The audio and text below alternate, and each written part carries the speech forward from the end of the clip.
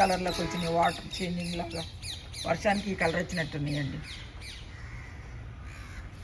చూడండి ఎంత బాగున్నాయి. పైపు ఇలా అరేంజ్ చేసేసానండి. దీని మీద గోడ మీద పెట్టా, హాఫ్ కట్ చేసి గోడ మీద ఇలా పెట్టా అనమాట, అరేంజ్ చేశాను.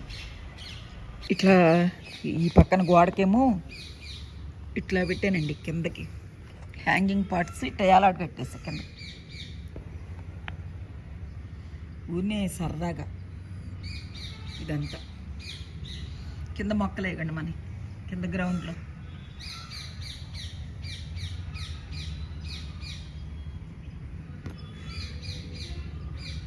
చూడండి ఎంత బాగున్నాయి అసలు. ఇట్లయితే వర్షం కూడా పడుతుందని ఇట్లా ఈ పైప్కి ఇట్లా పెట్టేసా, గోడ మీద పైప్ పెట్టి పైప్కి ఇలా పెట్టేసాను అనమాట.